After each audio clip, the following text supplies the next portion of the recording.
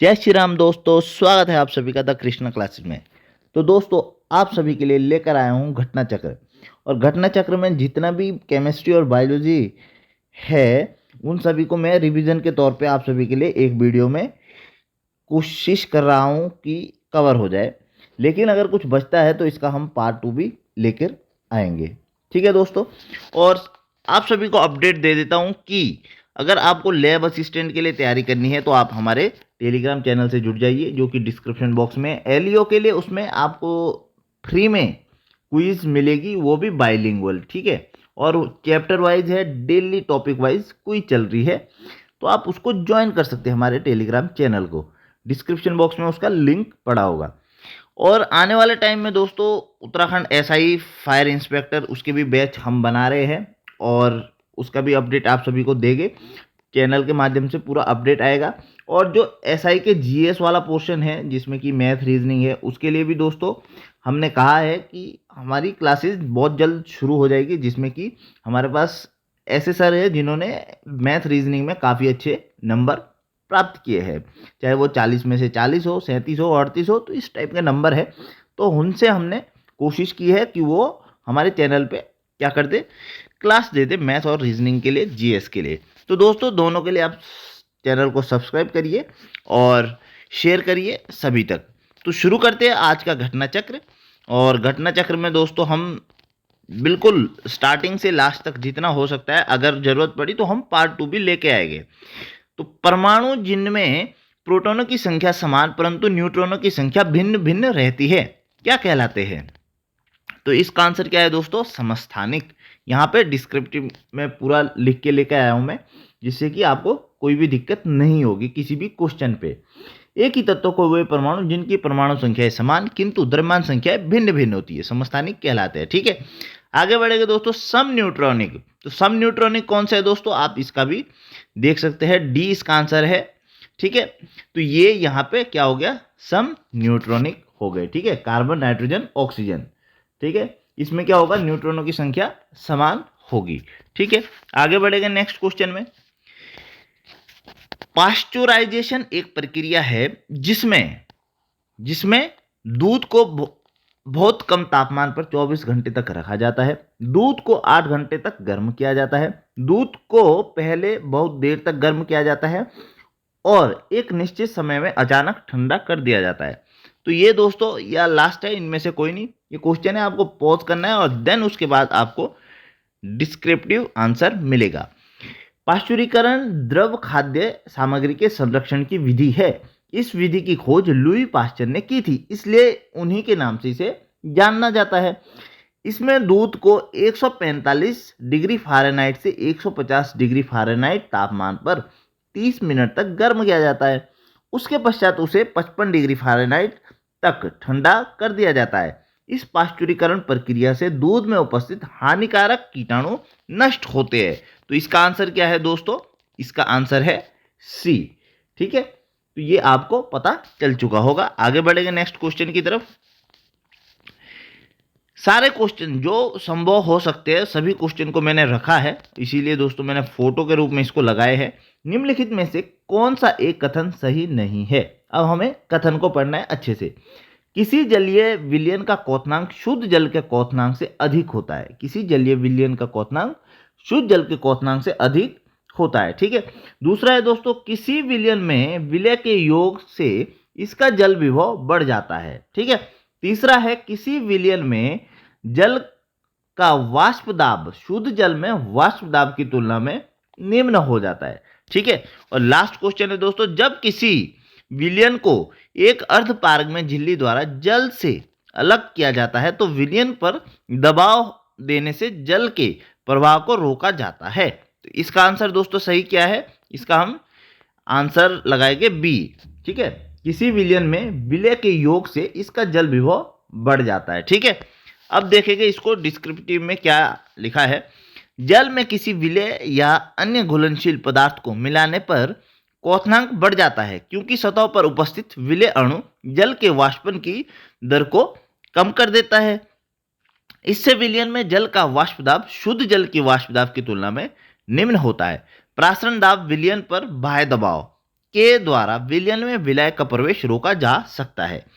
इस प्रकार विकल्प ए सी डी सही नहीं है, जबकि बी सही है। ठीक है, नेक्स्ट क्वेश्चन है दोस्तों, कोहरे में निम्नलिखित में से कौन सा कोलाइडी तंत्र अव्यक्त होता है? कोहरे की बात हो रही है तो कोहरे में कौन सा होता है दोस्तों? तो इसका आंसर आप देखेंगे गैस में द्रव। ठीक है, क्या है? गैस में द्रव है। नेक्स्ट हम इसका डिस्क्रिप्टिव में देखेंगे,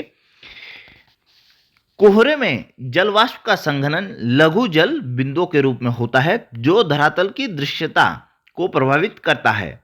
जब धरातल के नजदीक स्थित वायु का तापमान औशांक तक पहुंच जाता है तथा हवा ठंडी हो जाती है, तब उसमें उपस्थित जलवाष्प का संघनन वायुमंडलीय धूल कणों इत्यादि के चारों तरफ हो जाता है।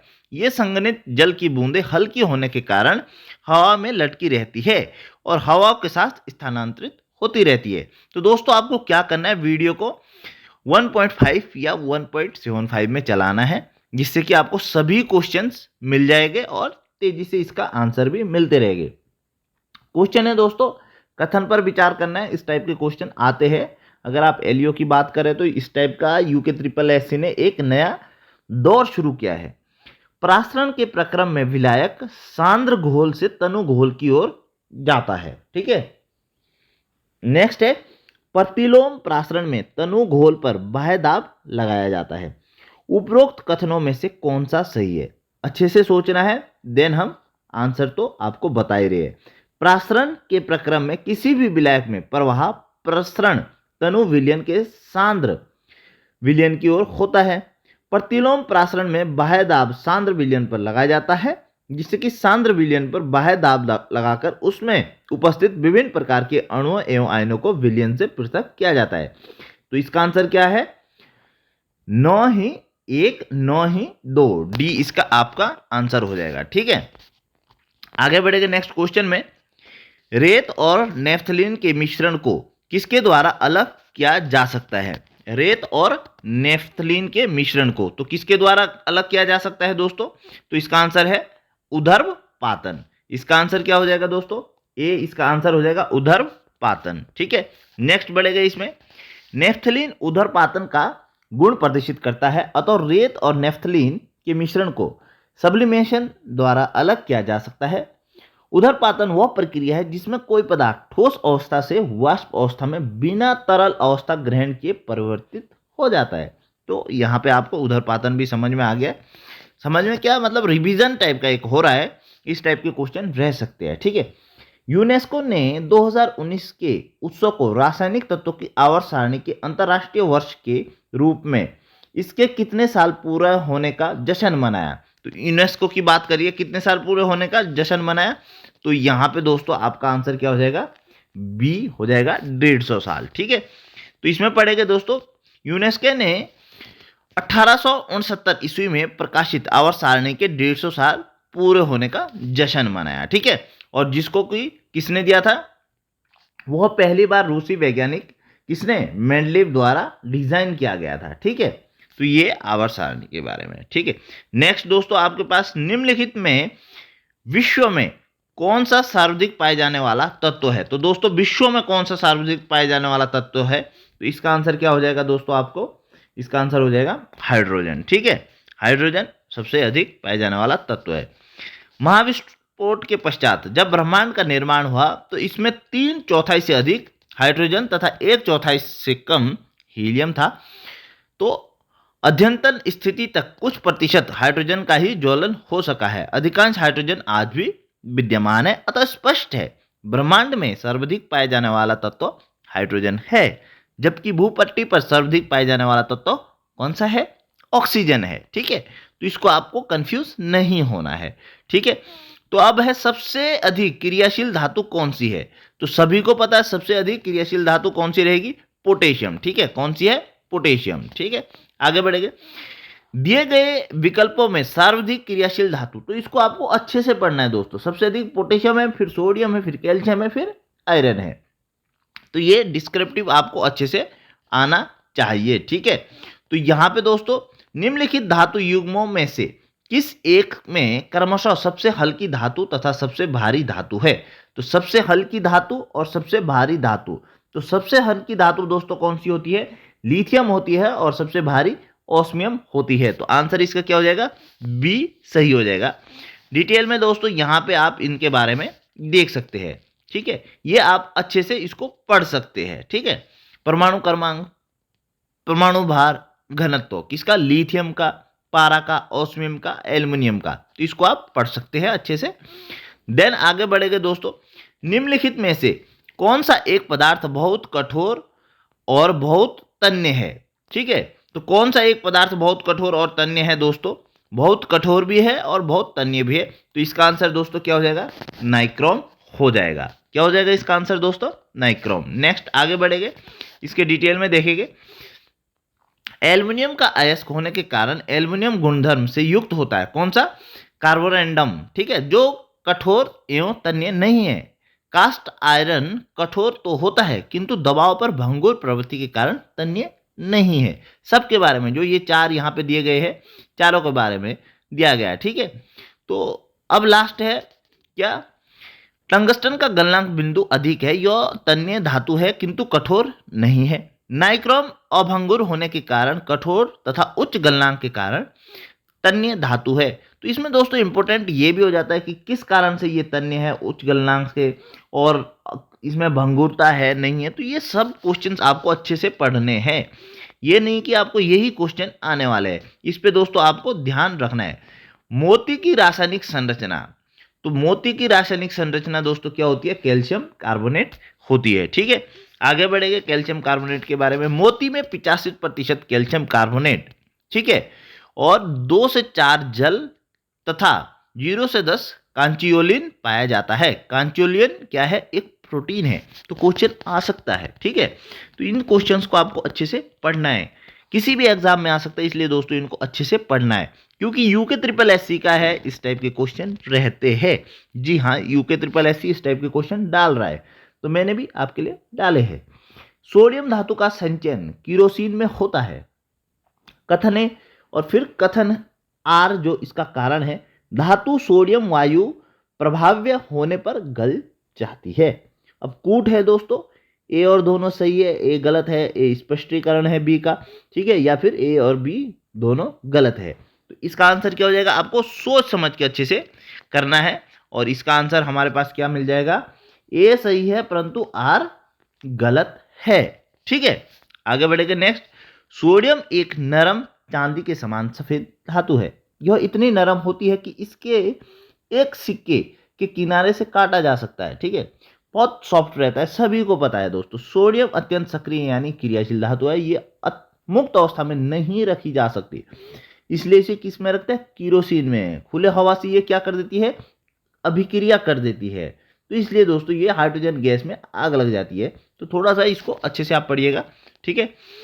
प्रदीप्ति नली से में सर्वाधिक सामान्यतः प्रयोग होने वाली वस्तु, प्रदीप्ति नली में सबसे ज्यादा क्या प्रयोग हो जाती है दोस्तों, इसका आंसर क्या है आपके पास, इसका आंसर आ जाएगा पारावाष्प तथा ऑर्गन, ठीक है, प्रदीप्ति नली में।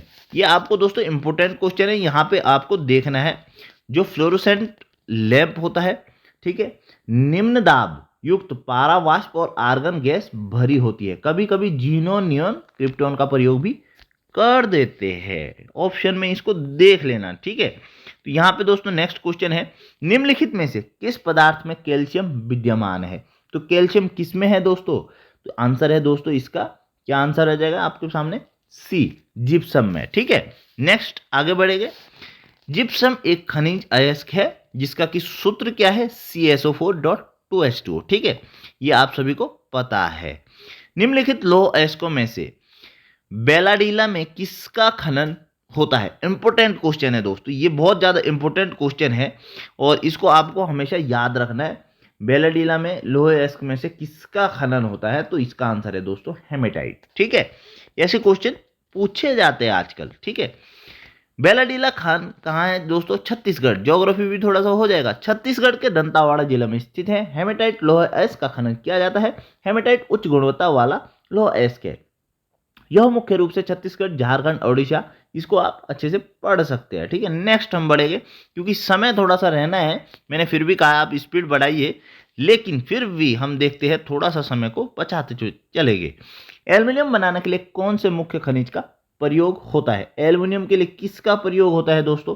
सभी को पता है किसका होता है? बॉक्साइट का प्रयोग होता है। नेक्स्ट बढ़ेगा दोस्तों, बॉक्साइट एल्युमिनियम का अयस्क है जो एल्युमिनियम के जल योजित ऑक्साइड के रूप में पाया जाता है। यह प्रधानता गिब्साइट, इसको आप अच्छे से पढ़ लीजिएगा, ठीक है, इंपॉर्टेंट है, यहां से क्वेश्चन रहने हैं दोस्तों, इसको आप पढ़िएगा, ठीक है। थोड़ा सा मैं इसको तेजी से करता हूं। निम्नलिखित में से कौन सा एक कथन सही है? कथन एक सही बात करनी हमें, क्या है? न्यूक्लियर रिएक्टर में द्रव सोडियम शीतलक के प्रयोग में लाया जाता है। कैल्शियम कार्बोनेट में दंत पेस्ट का अवयव होता है। बारदो मिश्रण में सोडियम सल्फेट तथा चूना होता है। यशद सम्मिश्रण का प्रयोग दंत पूरक धातु के रूप में किया जाता है। तो इसका आंसर दोस्तों क्या आ जाएगा? इसका आंसर आ जाएगा दोस्तों आपके बी। क्या आ जाएगा इसका आंसर? बी इसका आंसर आ जाएगा। कैल्शियम कार्बोनेट दंत पेस्ट का अवयव होता है। तो यहां पे देखेंगे सामान्य टूथपेस्ट से 20 से 42% जल उपस्थित है। टूथपेस्ट के अन्य अवयव इसको आप पढ़ लीजिएगा, ठीक है। और यहां से भी क्वेश्चन रहते हैं, इंपोर्टेंट क्वेश्चन रहते हैं दोस्तों, इसलिए ये डिटेल में डिस्क्रिप्टिव में दिया रहता है, ठीक है। आगे नेक्स्ट है दोस्तों, निम्नलिखित में से क्या जल से हल्का होता है? जल से हल्का क्या होता है दोस्तों? तो आंसर है यहाँ पे सोडियम, ठीक है। इसके बारे में हम इंटरेस्टिंग चीज होती है, सोडियम का आपेक्षिक घनत्व 0.97 होता है। जल से हल्का होने के कारण यह जल पर तैरने लगता है और पानी में आग लगा देते हैं, ठीक है, पानी में आग लग जाए। निम्नलिखित में से किसका गलनांक सबसे उच्च होता है? तो सबसे उच्च किसका गलनांक होता है दोस्तों? आपको आंसर आना चाहिए, इसका आंसर है बोरॉन। और डिटेल में हम पढ़ेंगे, किसी ठोस पदार्थ का गलनांक वह तापमान होता है जिस पर वो अपनी अवस्था पिघला देता है, जहां से वो जिस गर्मी से देख के वो ठोस पदार्थ क्या हो जाता है? पिघल जाता है। तो यहाँ पे सभी के एल्युमिनियम हो गया, सिलिकॉन हो गया, सभी के क्या दे दिए? गलनांक दे दिए हैं। अब सूची की बात करेंगे दोस्तों, सूची है यहाँ पे इंपोर्टेंट है, इसलिए मैंने इसको भी रखा है, ठीक है। मिलान करना है दोस्तों सूची। तो यहाँ पे दोस्तों हम क्या मिलान करेंगे? इसका आंसर है दोस्तों क्या है? अगर जर्मन की बात करते हैं दोस्तों, तो जर्मन हमारा किससे हो जाएगा? जर्मन सिल्वर किससे डिपेंड करेगा? ये करेगा दोस्तों, सॉरी, निकल से, ठीक है। किससे करेगा? निकल से। थोड़ा तेजी से आ गया हाथ, ठीक है। इसको हम फिर से करते हैं, जर्मन किससे हो जाएगा दोस्तों? निकल से हो गया, ठीक है। देन दोस्तों सोल्डर क्या है? सोल्डर का टिन हो जाएगा, ठीक है। और ब्लीचिंग पाउडर आपका क्लोरीन के लिए, और हाइपो सोडियम, ठीक है, सॉरी सोडियम, ठीक है। तो इसलिए इनको भी क्या करना है आपको? मैच करने, मिलान करना है, ठीक है। तो जर्मन सिल्वर, निकल सिल्वर तांबा जस्ता और निकल की मिश्र धातु है, इसमें चांदी नहीं है। सोल्डर एक गलनशील धातु अयस्क है। टिन तथा सीसा के सोल्डर नरम सोल्डर कहलाते हैं। ब्लीचिंग पाउडर का रासायनिक नाम कैल्शियम हाइपोक्लोराइट है। और सोडियम थायोसल्फेट या हाइपो सफेद क्रिस्टलीय गंधहीन ठोस होता है। तो ये दोस्तों इसमें क्या था? साइंस लगा था। निम्नलिखित में से कौन सा जोड़ा तांबे के मिश्र धातु का है? तो पीतल एवं कांसा, ठीक है। तो यहाँ पे भी दोस्तों हम मिश्र धातु को अच्छे से पढ़ लेंगे, ठीक है। आगे बढ़ेगा नेक्स्ट, ताम्र संदूषण से बचने के लिए पीतल के बर्तनों पर सामान्यतः किस धातु की परत चढ़ाई जाती है? तो इसका आंसर क्या आ जाएगा दोस्तों? ताम्र पे किस पे? रांगे की या फिर टीन की। ताम्र संदूषण से बचाने के लिए पीतल के बर्तन पर सामान्यतः रांगे टीन की परत चढ़ाई जाती है। टीन एक नरम और चांदी जैसा सफेद धातु है। टीन का रासायनिक संकेत Sn और परमाणु क्रमांक 50 है। नेक्स्ट दोस्तों, मिश्र धातु में किस पदार्थ के संयोग से निष्कलंक इस्पात, स्टेनलेस स्टील जिसको बोलते हैं, अचुंबकीय हो जाता है? किसके उससे हो जाता है दोस्तों? तो आपका आंसर होना चाहिए निकल। किसके उससे? निकल, ठीक है। तो निकल दोस्तों मिश्र धातु है के संयोजन से स्टेनलेस स्टील अनुचुंबकीय होता है, हो जाता है, जबकि अधिक कठोरता प्राप्त करने के इसमें कार्बन की अधिक मात्रा मिलाई जाती है। कठोरता के लिए इसमें क्या मिलाया जाता है? कार्बन मिलाया जाता है, ठीक है। नेक्स्ट दोस्तों, स्टील से स्टेनलेस स्टील प्राप्त करने के लिए उसमें कुछ तत्वों से मिलाकर उसे अधिक संशोधित किया जाता है। निम्न में से कौन सा कार्य के लिए प्रयुक्त नहीं किया जा सकता? तो इस कार्य के लिए कौन प्रयुक्त नहीं किया जा सकता? तो इसका आंसर हो जाएगा दोस्तों सिलिकॉन। सिलिकॉन का प्रयोग नहीं किया जाएगा, ठीक है दोस्तों। तो यहां पे आप देखेंगे स्टेनलेस स्टील, ठीक है, आयरन, क्रोमियम, मैग्नीज, कार्बन, ठीक है, इससे बनेगा स्टेनलेस स्टील, ठीक है। नेक्स्ट दोस्तों, निम्नलिखित में से किसे एक स्नेहक के रूप में भी प्रयोग करते हैं? स्नेहक, लुब्रिकेंट किसे प्रयोग करते हैं? ग्रेफाइट के हो। ठीक है दोस्तों, हमेशा याद रखना, ग्रेफाइट कार्बन का शुद्ध क्रिस्टलीय अपर रूप है। यह स्नेहक के रूप में भी प्रयोग किया जाता है। इसके क्रिस्टल में कार्बन परमाणु समषटभुजों की परतों में व्यवस्थित होते हैं। इनके परतों के मध्य क्षीण वांडर वॉल्स बल उपस्थित होने के कारण ग्रेफाइट नर्म और स्नेहक होता है। ठीक है, बंक मिस्टर फ्लोरीन, तो इसका भी दोस्तों आपको क्या करना है, सीधा सा इसके बारे में पढ़ना है और ये ही इसके बारे में पढ़ने वाला आंसर है। कार्बन यौगिक का एक अपर रूप है जिसमें 60 कार्बन परमाणु का गुच्छ होता है। तो इसको डिटेल में हम यहाँ पढ़ेंगे। ठीक है, गुच्छ होता है C60, 20 षटभुजों 12 पंचभुजों से निर्मित। इस यौगिक की संरचना में कार्बन परमाणु बहुफलकीय संरचना से आबद्ध होते हैं। ठीक है, नेक्स्ट दोस्तों हम पढ़ेंगे, क्या पढ़ेंगे इसमें, निम्न में से किसे शुष्क बर्फ कहते हैं? तो शुष्क बर्फ का दोस्तों सिंपल सा आंसर है ठोस कार्बन डाइऑक्साइड। ठीक है, इसके बारे में आप देख सकते हैं। बाकी किसका कारण है, प्रभावकारी शीतलक के रूप में प्रयोग किया जाता है। ठीक है, आइसक्रीम में भी। ठीक है, तो इसका दोस्तों निम्नलिखित अधातुओं में से कौन सा एक धातु का मंद चालक नहीं है? तो कौन सा नहीं है दोस्तों, इसका आंसर आ जाएगा आपके, कौन सा नहीं है, सिलीनियम। ठीक है, तो आगे बढ़ेंगे नेक्स्ट इसमें डिटेल में। तो यहाँ पे आप इसके बारे में पढ़ सकते हैं। इसकी खोज किसने की थी? 1817 में स्वीडिश रसायन विज्ञानी है बोरॉन जोन्स। ठीक है, आगे बढ़ेंगे नेक्स्ट दोस्तों, निम्नलिखित ईंधनों में से कौन सा न्यूनतम वायु प्रदूषण करता है? तो कौन सा करता है दोस्तों न्यूनतम वायु प्रदूषण? हमेशा आपको पता रहेगा हाइड्रोजन करेगा। ठीक है, हाइड्रोजन के बारे में काफी कुछ चल ही रहा है, तो आप इसके बारे में पढ़ लीजिएगा। ठीक है, निम्नलिखित में से किसने भारी पानी की खोज की? भारी पानी की खोज किसने की दोस्तों? ऊरे ने भारी पानी की खोज की। ठीक है, हमेशा ध्यान रखना। और इसके लिए उसको क्या मिला था? 1934 में रसायन में नोबेल प्राइज भी मिला था। फिटकरी गंदले पानी को किस प्रक्रिया द्वारा स्वच्छ करती है? ये दोस्तों हमेशा ध्यान रखना, किसके द्वारा करती है? स्कंदन के द्वारा। ठीक है, इसका आंसर क्या हो जाएगा? स्कंदन। ठीक है, तो यहाँ पे दोस्तों इसके बारे में लिखा हुआ है। ठीक है, यही लिखा हुआ है एलम मिलाने पर जो भी है।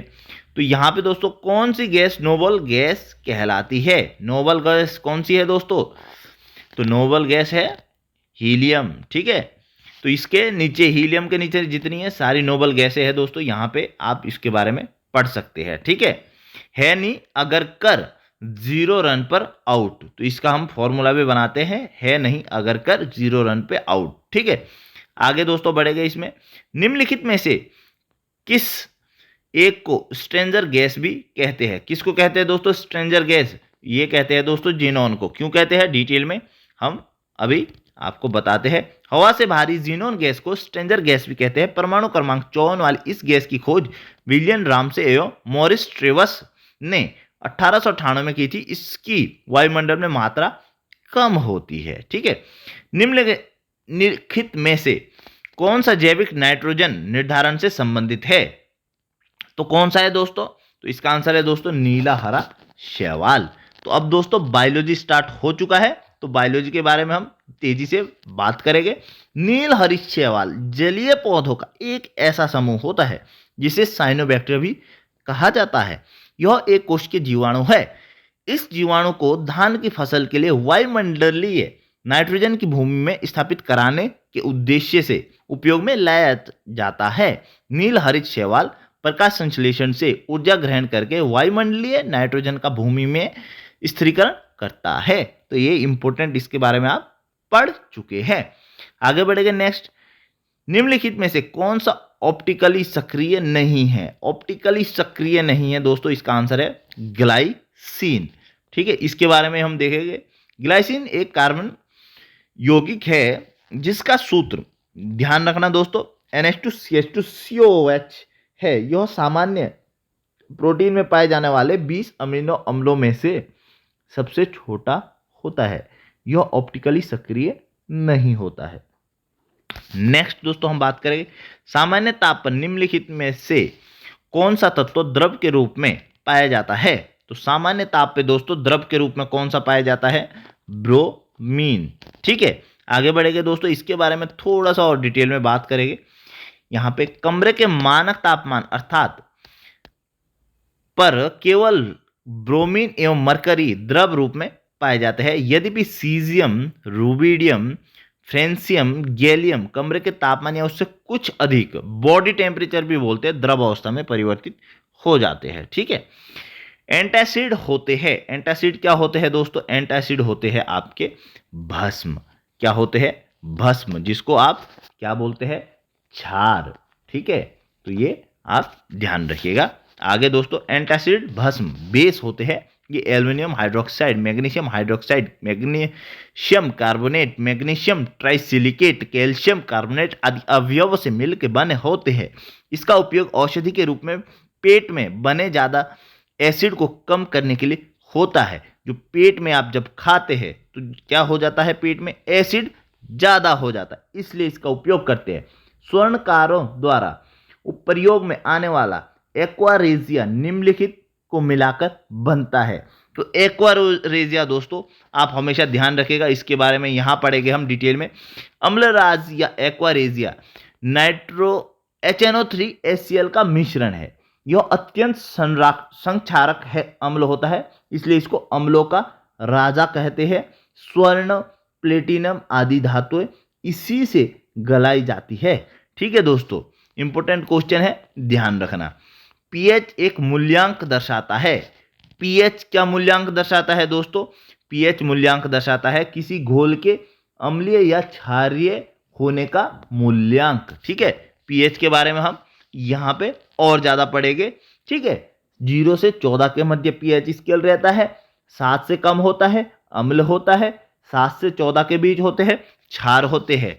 ठीक है, पीएच मान को द्रवीभूत हाइड्रोजन आयनों H+ की गतिविधि के सहलघुणक के रूप में परिभाषित किया जाता है। ठीक है, आयोडीन लवण में रहता है। आयोडीन या आयोडीकृत लवण में रहता है, क्या रहता है? पोटेशियम आयोडाइड रहता है दोस्तों। इसमें क्या है आंसर? Potassium iodide. ठीक है, पोटेशियम आयोडाइड संरचना एवं भौतिक गुणों में खाद्य लवण के समान है। व्यापारिक स्तर पर आयोडीकृत लवण बनाने में सामान्यतः इसी का प्रयोग किया जाता है। इसके अतिरिक्त पोटेशियम आयोडेट, सोडियम आयोडेट एवं सोडियम आयोडाइड का भी प्रयोग आयोडीकृत लवण बनाने में किया जाता है। इनका भी प्रयोग क्या है? किया जाता है। ठीक है दोस्तों, ऑक्सीजन अनुपस्थित होता है। ऑक्सीजन अनुपस्थित होता है किसमें होता है दोस्तों? केरोसिन में, जिसके कारण ही क्या होता है दोस्तों? सोडियम को मिट्टी के तेल में डाल देते हैं। ठीक है, खाने का नमक NaCl किससे बना होता है? तो खाने का नमक दोस्तों किससे बना होता है? यहाँ पे हम इसके बारे में पढ़ेंगे। प्रबल अम्ल एवं प्रबल क्षार के मध्य अभिक्रिया से निर्मित नमक या लवण को उदासीन लवण कहते हैं, जैसे NaCl, KNO3। तो यहाँ पे दोस्तों हमारा आंसर क्या हो जाएगा? मजबूत अम्ल और मजबूत क्षार। ठीक है, तो फोटोग्राफी प्लेट को विकसित करने में, इंपॉर्टेंट क्वेश्चन है दोस्तों, फोटोग्राफी प्लेट को विकसित करने में, ठीक है, फोटोग्राफी प्लेट को विकसित करने में सोडियम थायोसल्फेट उपचार की भांति उपयोग होता है। तो इसका आंसर यही है दोस्तों। ठीक है, आगे बढ़ेंगे नेक्स्ट। निम्नलिखित में से कौन सा कथन सही नहीं है? कौन सा कथन सही नहीं है? तो इसका आंसर क्या हो जाएगा दोस्तों? सभी इकाइनोडर्म सजीव पर्जक होते हैं। तो दोस्तों मुझे लगता है अब बायोलॉजी शुरू हो रही है। ठीक है, एक दो क्वेश्चन बीच में डाल दिए गए थे। ठीक है, तो इकाइनोडर्म समुद्र में पाए जाने वाला पंचतई अरीय सम्मति, ठीक है, वाले ड्यूट्रोस्टोमी यूसिलोमेटा यूमेटोजोआ होते हैं, जिनकी डिंबक प्रावस्था में शरीर की सम्मति द्विपार्श्वीय होती है तथा सभी इकाइनोडर्म सजीव प्रजक नहीं होते। इस प्रकार विकल्प ए का कथन सही नहीं है, जबकि अन्य प्रश्नगत कथन सही है। तो इसका आंसर क्या है? सभी इकाइनोडर्म सजीव प्रजक होते हैं। तो ये क्या हो गया? गलत हो गया, क्योंकि सभी सजीव प्रजक नहीं होते हैं। बाकी दोस्तों ये तीनों सही है। नहीं का बहुत बड़ा योगदान होता है, इसलिए दोस्तों इसको अच्छे से आप पढ़िएगा। ठीक है, नेक्स्ट हम बढ़ेंगे। निम्नलिखित में से कौन अंडे देता है और कौन सीधे बच्चे नहीं देता है? तो इसका आंसर है दोस्तों एकिडना और साथ ही में पेरिप्लेटस। ये दोस्तों दोनों ऐसे स्तनधारी है ये यहाँ पे लिखा है प्लेटिपस, ठीक है, प्लेटिपस, ठीक है, उसका नाम। ये भी क्या देता है, सीधे अंडे देता है स्तनधारी होते हुए भी, ठीक है। एम्फीबिया बताता है, एम्फीबिया क्या बताता है दोस्तों, जल एवं थल दोनों में रह सकता है, ठीक है। इसके उदाहरण टोड, मेढक है। नेक्स्ट दोस्तों, निम्नलिखित में से कौन सा एक जीव अन्य 3 जीवों के वर्ग का नहीं है, अन्य 3 जीवों के वर्ग का नहीं है दोस्तों, कौन सा नहीं है, केकड़ा, ठीक है। बाकी दोस्तों ये तीनों एक ही वर्ग के हैं, यहां पे देखेंगे सभी के वर्ग। बाकी कौन से है, एरिकनिडा वर्ग के। केकड़ा जो है वो कौन से वर्ग का है, मेलेकोस्ट्रेका वर्ग का, ठीक है। तो ये दोस्तों इससे स्पष्ट हो जाता है। सांप के जहरीले विषदंत होते हैं जो रूपांतरित रूप है किसके है दोस्तों, जंबिका दंत के, ठीक है। ये आपको याद रखना है, इसके बारे में हम पढ़ सकते हैं। विषैले सांपों में ऊपरी जबड़े की मैक्सिलरी हड्डियों के 1 से 3 जोड़ी बड़े व पीछे की ओर मुड़े विषदंत तालु से मुख ग्रासन गुहिका में उभरे रहते हैं। यह मैक्सिलरी दंत ऊपरी जबड़े में ही स्थित विष ग्रंथियों से संबंध होते हैं, ठीक है दोस्तों। थोड़ा सा पढ़ते पढ़ते थक गए हैं, 37 मिनट हमारा हो चुका है, लेकिन दोस्तों अब थोड़ा सा हम एक्सीलेटर में पैर रखेंगे और तेजी से इसको खत्म करेंगे, ठीक है। कंटिन्यू बोला जा रहा है तो थोड़ा हो जाता है। शब्द भी मुंह में फंस रहे हैं कि यार जीभ बोल रही है, यार कम बोल। तो यहाँ पे दोस्तों घटपर्णी नामक दुर्लभ एवं आपातीय पौधा होता पाया जाता है। कहाँ पाया जाता है घटपर्णी दोस्तों, मेघालय में पाया जाता है, ठीक है। इसके बारे में हम बाद में बात करेंगे।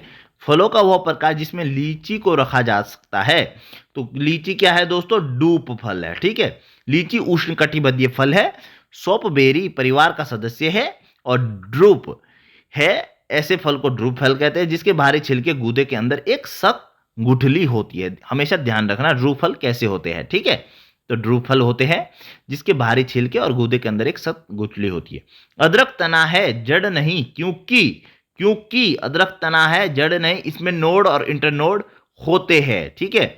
नोड और इंटरनोड के कारण ये तने का लक्षण करता है या प्रदर्शित करता है। निम्नलिखित में से कौन सा एक कवक और उच्चतर पादपों की जड़ों के बीच उपयोगी प्रकारक साहचर्य है, तो कौन सा है दोस्तों, डी इसका आंसर है कवक मूल, ठीक है। कवक मूल माइकोराइजा कवकों तथा उच्चतर पादपों की जड़ों के मध्य उपयोगी फंक्शनल एसोसिएशन है जिससे वे एक दूसरे से लाभान्वित होते रहते हैं। इसमें कवक का काम क्या है, मृदा से खनिज लवण तथा जल को सोख कर उच्च स्तरीय पादपों को पहुंचाता है, जबकि उच्च स्तरीय पौधा बदले में भोज्य पदार्थ तैयार करके कवक को देता है। कवक क्या बोलता है, भाई मैं तुम्हारे को क्या दे रहा हूं, खनिज लवण दे रहा हूं, जल दे रहा हूं, और उच्च स्तरीय पादप क्या बोलता है, चल भाई हम तुम्हें खाना देंगे, ठीक है। कॉर्क निम्नलिखित में से किस पेड़ से प्राप्त होता है, तो इसका आंसर है दोस्तों क्वेकर्स। डिटेल में पढ़ेंगे। कॉर्क ओक नामक वृक्ष की छाल से प्राप्त होता है जिसका वानस्पतिक नाम क्वेकर सुबर। इस पौधे का उत्पत्ति स्थल भूमध्य सागरीय क्षेत्र है। कॉर्क अनियमित आकार का, पतली भित्ति वाला तथा मोम युक्त कोशिकाओं वाला होता है। आगे पढ़ेंगे दोस्तों। रेशम का कीड़ा अपने जीवन चक्र के किस चरण में वाणिज्यिक तंतु पैदा करता है, तो किस चरण में करता है दोस्तों, सी इसका आंसर है प्यूपा में। तो यहां पे दोस्तों हम ये इसके बारे में पढ़ेंगे। रेशम का कीड़ा प्यूपा अवस्था में वाणिज्यिक तंतु को उत्पन्न करता है। लार्वा चक्र के बाद तैयार प्यूपा के बचाव हेतु अपनी लार ग्रंथियां द्वारा स्रावित पदार्थ से खोल कोया, ठीक है, जिसको कोकून तैयार करता है जिससे रेशम की प्राप्ति की जाती है, ठीक है। तो मरुस्थल में क्रिएटोफाइट्स मिलते हैं, यानी ऐसे पादप जिनमें लंबी 20 से 30 मूसला जड़ें होती है, ठीक है। तो क्रिएटोफाइट्स मरुस्थल में पाए जाने वाले पौधे होते हैं। जल को संचित करने के लिए ये क्या कर देते हैं, जल नहीं मिलता ना नीचे, तो ये क्या कर देते हैं 25 से 30 मीटर तक की लंबाई तक अपनी क्या है जड़ें फैला देती है, पूरा एरिया का जल सोख लेता है, ठीक है। अब ये वाले क्वेश्चन है यूके ट्रिपल एस आएंगे, ठीक है, कुछ ना कुछ तो इस तरह से टपकेगा, तो इसको अच्छे से आप क्वेश्चन को पढ़िए। नेक्स्ट हम यहां से आगे बढ़ते हैं। ये इसका डी इसका क्या है आंसर है, ठीक है। कौन सा क्वेश्चन है,